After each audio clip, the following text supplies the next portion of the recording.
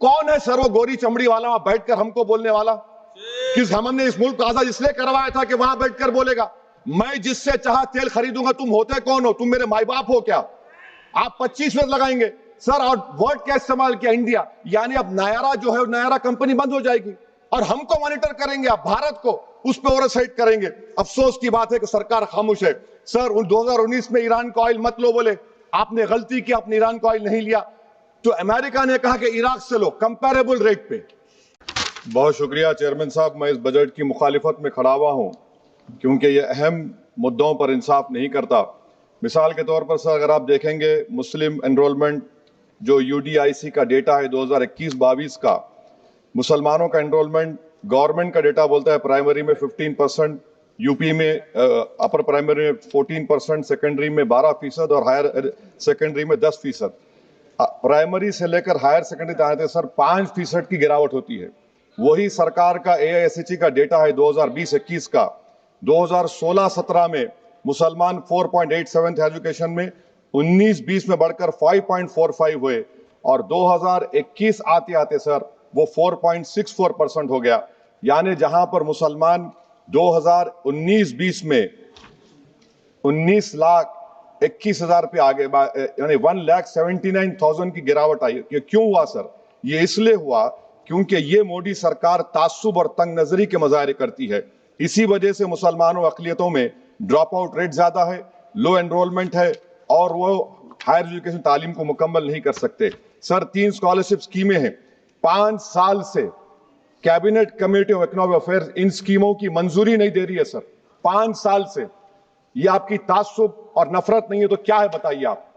Budget तो पास हो रहा है ऐवान में, 5 साल से आप पैसे नहीं दे रहे हैं। क्यों? क्योंकि cabinet committee of economic affairs इसको मंजूरी नहीं देती है। और मैं बताना चाह रहा हूं आप विकसित भारत बनाना चाहते हैं, मैं तायद करता हूं, मगर क्या आप 14% आबादी को नहीं पढ़ाकर उनको एलिनेट कर आप विकसित भारत बना पाएंगे?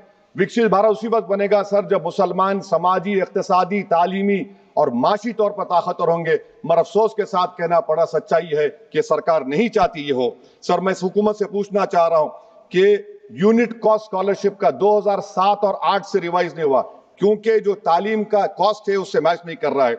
आप 3 स्कॉलरशिप को डिमांड ड्रिवन नहीं कर रहे हैं। 11 साल से आप 10 स्कॉलरशिप नहीं बढ़ाए, वही नंबर ला के रख दिए। मैं डिमांड ड्रिवन करने का मुतालबा करता हूं। सर प्री मैट्रिक स्कॉलरशिप को क्यों 9th और 10th से शुरू किया था? Sir highest drop out rate मुसलमानों का है और हमारे मसीहा वेस्ट बंगाल में बैठे, वहां पर ड्रॉप आउट रेट मुसलमानों का 23%, आसाम में 30%। आसाम की सरकार गोली मारने का वीडियो कम बनाएगी तो शायद मुसलमान पढ़ ले तालीम में।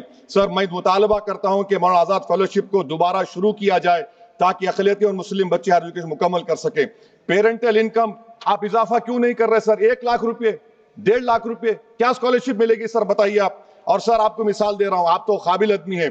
2022-23 में बजट था माइनॉरिटी मिनिस्ट्री का 5,000 करोड़, कितना आपने खर्च किया? 16%। 22-23 में सर बजट था 22-23-24 में 3,000 करोड़, 5% खर्च हुआ सर। 24-25 में बजट था 3,180 करोड़, 22% खर्च हुआ सर। पीएमजेवी के स्कीम है 1,914 करोड़, उसको आपने कम कर दिया 1,565 करोड़। तो मैं सरकार से मुतालबा करता हूं कि मिनिस्ट्री ऑफ माइनॉरिटी के बजट का 10,000 करोड़ कम से कम होना चाहिए। तासुबियत को खत्म करिए आपकी स्कीम में। सर दूसरी बात, इनकम टैक्स के बेनिफिट मिलती थी हमारे फौज के सिपाहियों को जो विकलांग थे, आपने इनकम टैक्स बेनिफिट छीन लिया उन लोगों को। ये कैसा इंसाफ है आपका बताइए? जो फौजी सर्विस में है, अरे प्राइम मिनिस्टर अगर एक ट्रेन की झंडी दिखाएंगे तो उससे बढ़ के पैसे खर्च हुआते, तो आप क्या बचा रहे? सर 11-12 साल से वजीर आजम मोदी हैं, हमारी एयरफोर्स का स्क्वाड्रन गिरकर 29 पर आ गया।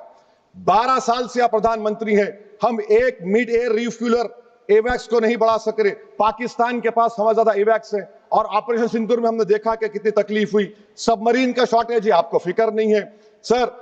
और हम 3rd एयरक्राफ्ट कैरियर हम भूल गए। आखिर कैसे हम चाइना को इंडो पैसिफिक में रोक पाएंगे? ये देशभक्ति नहीं है सर। हमारी फौज में कमी है। क्या ये मुल्क इतना कमजोर हो गया कि हम अपनी फौज में बच्चों को भर्ती नहीं करा सकते? अग्निपथ स्कीम का रिव्यू होना चाहिए। इस ऐवान में चाइना बॉर्डर पर एक बहस होनी चाहिए। सर आप आ जाइए यूएस ट्रेड डील पर, जो ट्रंप ने एग्जीक्यूटिव ऑर्डर 6 फरवरी का निकाला, सेक्शन 4 कोट कर रहा हूं। डायरेक्टली इनडायरेक्टली अगर हम रशिया का ऑयल लेंगे तो 25% लगा देगा। कौन है सर वो गोरी चमड़ी वाला वहां बैठकर हमको बोलने वाला? कि हमने इस मुल्क को आजाद इसलिए करवाया था कि वहां बैठकर बोलेगा मैं जिससे चाहा तेल खरीदूंगा। तुम होते कौन हो? तुम मेरे माई बाप हो क्या? आप 25 मिनट लगाएंगे सर। और वर्ड क्या इस्तेमाल किया? इंडिया। यानी अब नायरा जो है, नायरा कंपनी बंद हो जाएगी और हमको मॉनिटर करेंगे, आप भारत को उस पर ओवरसाइट करेंगे। अफसोस की बात है कि सरकार खामोश है। सर 2019 में ईरान का ऑयल मत लो बोले, आपने गलती की, आपने ईरान का ऑयल नहीं लिया। तो अमेरिका ने कहा कि इराक से लो, कंपेरेबल रेट पे, कंपेरेबल रेट पे, मार्केट रेट, नॉमिनल प्राइस पे नहीं। आज यूएस कह रहा है कि मोनोपोली रेट पे लो। कहां है सर? हम क्यों कर रहे हैं? क्यों इतना गिर रहे हैं इस गोरी चमड़ी वाले के सामने? आखिर हमारी हमियत कहां है सर? और एक बात बता रहा हूं सर, ये यूएस ट्रेड डील से European 2 minute sir, European union की ट्रीटी से हमारा पीएलआई का पूरा असर पड़ेगा, क्योंकि आपने टैरिफ गिरा दिया। आपने टैरिफ गिरा दिया मेडिकल डिवाइसेस पर, आपने टैरिफ गिरा दिया सोफिस्टिकेटेड मशीनरी पर। तो यूएस इंडस्ट्रियल गुड्स आएंगे तो डीइंडस्ट्रियलाइजेशन का खतरा है इस मुल्क में। Sir you are we signing a free trade agreement और a force purchase order.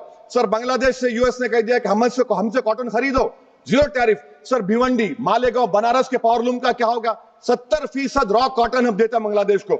Sir MHA का बजट 5.7 बढ़ गया, डिफेंस का 15.99। मैं सरकार से मुतालबा करता हूं कि वेनेजुएला में जो हुआ, आप एक ऑपरेशन इंसाफ करिए। ऑपरेशन इंसाफ के तहत हाफिज सईद, मसूद अजहर, लखवी को घुस के लाइए भारत में, तभी इंसाफ होगा सर। जब तक खत्म कर रहा हूं सर, खत्म कर रहा हूं सर। हम कुलभूषण यादव को भूल गए, वो कुलभूषण यादव जिसको आईसीजे में रुकाया, आखिर हम कब लेके आएंगे कुलभूषण यादव को? वजीर आजम इजराइल को जा रहे हैं, मैं उनसे ये मुतालबा करता हूं कि वो गाजा को जाए, 15 मिनट जाकर देखें, 60,000 फलस्तीनों खत्म कर दिया गया। और नेतन्याहू पर आईसीजे का अरेस्ट वारंट है, आईसीसी का, और आईसीजे में केस चल रहा है सर। तो मैं आपसे मुतालबा करता हूं कि वजीर आजम गाजा के बारे में देखें।